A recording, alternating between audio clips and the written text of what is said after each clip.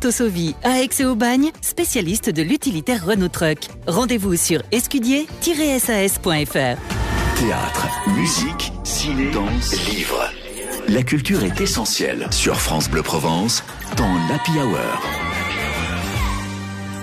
Et c'est parti pour les bons plans, toutes les vacances d'hiver. Ces bons plans-là se retrouvent à 17h30 et c'est une joie pour moi d'accueillir le monde des livres avec Marie-Blanche Cordoue, enseignante et passionnée de littérature. Bonsoir Marie-Blanche. Bonsoir Mélanie, bonsoir à tous. Cette semaine, écoutez, en pleine période de vacances, évidemment une sélection jeunesse avec cette fois 2 livres et 2 autrices de la région, Marie-Blanche. Oui, tout à fait. Et on commence pour des enfants de 7 à 9 ans avec une écrivaine, Marie Tiby, qui habite Septem-les-Vallons et qui nous propose son dernier livre, Suzanne aux oiseaux, illustré par Céline Guinet et aux éditions Le Grand Jardin, une maison d'édition située à Velot. On est dans du 100% régional.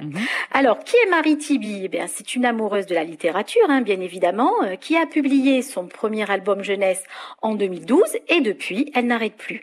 Une 60aine de livres à son actif dans diverses maisons d'édition, dont de très grandes comme Casterman. Alors, sa plume est positive, optimiste, ponctuée d'humour et de messages forts.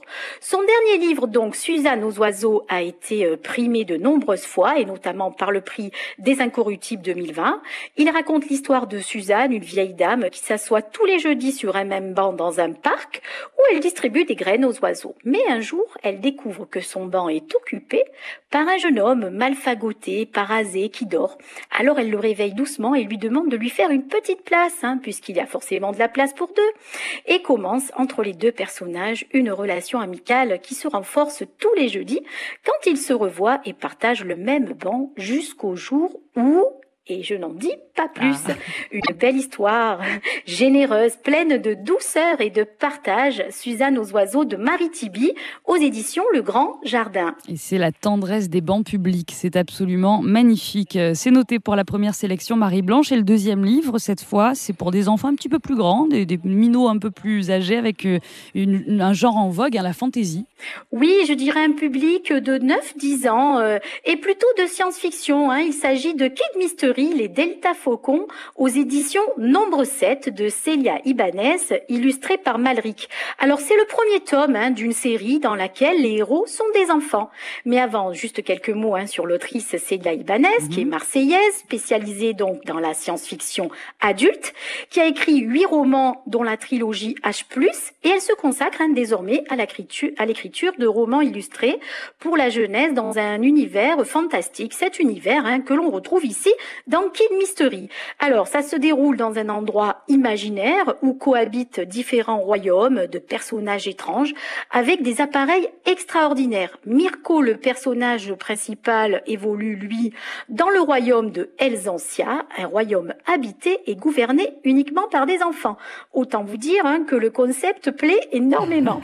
L'histoire débute par l'arrivée des nouveaux bébés dans le royaume et de leur enlèvement aussitôt par d'étranges oiseaux géants, les Delta Faucons, et donc on suit les aventures de Mirko qui va se battre contre les glomérins, des monstres à 3 yeux, pour tenter de récupérer tous ces enfants disparus. Donc au programme des aventures, mêlant robots, programmateurs, scanners, boucliers électromagnétiques.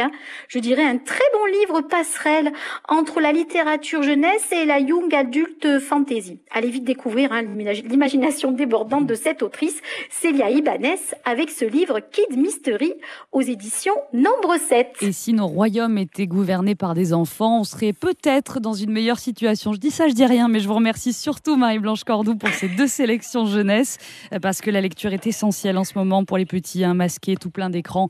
Ils ont besoin de tout ça en Provence. Merci infiniment Marie-Blanche, et puis je vous dis à mardi prochain pour de nouvelles aventures pour les grands et les petits. Merci beaucoup, à la semaine prochaine.